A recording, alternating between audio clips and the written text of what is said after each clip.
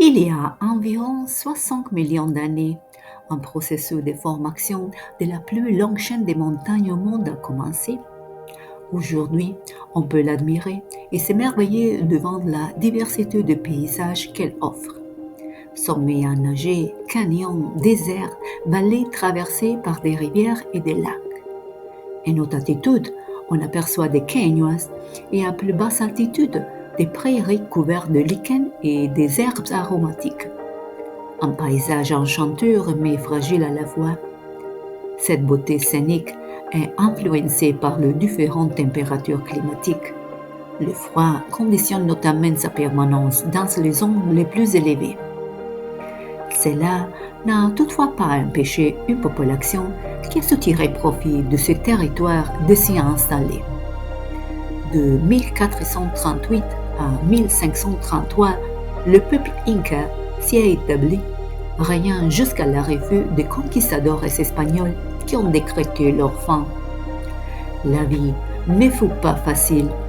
Ils ont dû affronter des obstacles tels que des pentes abruptes et des températures rigoureuses.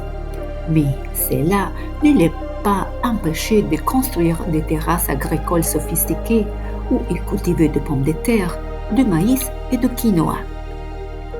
Ils furent des ingénieurs habiles et ont su construire des réseaux routiers suffisamment étendus pour relier tous les territoires, afin de pouvoir commercialiser divers produits, communiquer avec toute la population et défendre leurs lieux.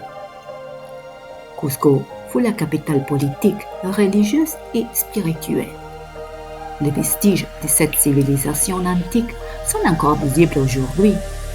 Les fondations inca du Coricancha, le temple du soleil, constituent aujourd'hui l'église de Santo Domingo. La forteresse de Sacsayhuaman permet d'admirer de ses propres yeux le savoir-faire des constructeurs de l'Empire Inca. Les rochers sont parfaitement imbriqués les uns dans les autres, symbole de la maîtresse de ce peuple. Cusco fut la capitale, tandis que Machu Picchu fut érigé comme résidence royale, lieu sacré pour l'empereur inca Pachacuti. Sa signification religieuse n'était pas moins importante. Le temple du soleil et la pierre Intihuatana furent utilisés pour pratiquer des cérémonies religieuses et observer les astres. La position géographique reflétait clairement le lien profond qui unissait ce peuple à la nature. Pachamama, terre-mère, divinité vénérée, était la personnification divine de la terre. Elle était celle qui apportait fertilité et subsistance, celle qui protégeait, mais aussi celle qui pouvait détruire. Les Incas leur offraient des cadeaux en signe de gratitude, afin d'assurer de bonnes récoltes et la prolificité perpétuelle des troupeaux. Des statuettes représentant des alpacas et des chamas étaient souvent enterrées dans les prairies. Ces deux animaux, tout comme les vicuñas, étaient très appréciés pour diverses raisons. Ils fournissaient des lin, transportaient des marchandises lors des déplacements. Leurs biens étaient consommés régulièrement et leur fumier était un engrais parfait pour l'agriculture. Une légende raconte que le chaman avertit sa famille humaine qu'un déluge allait le submerger. Ils quittaient la zone où ils se trouvaient et se réfugiaient sur une montagne plus haute où l'eau ne pouvait les attendre. Le chaman leur sauva ainsi la vie. Cette histoire symbolise l'importance du rôle que joue cet animal dans la culture andine. L'alpaca était considéré comme un don divin offert par Pachamama au peuple andin, un don qui représentait une grande richesse, car sa toison était considérée comme la fibre de Dieu.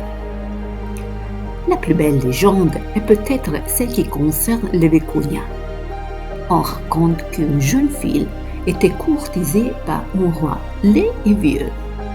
Elle décida d'accepter la demande d'un mariage, mais en échange, elle demanda qu'on lui offre un manteau d'or. Le roi excusa son souhait en lui offrant un vêtement doré entièrement tissé. Ces vêtements s'est ensuite transformé en vicuña. Les légendes populaires transmises au fil des ans ont permis de préserver la valeur de ces êtres vivants. Aujourd'hui encore, le lien entre ces animaux et la population andine est très fort.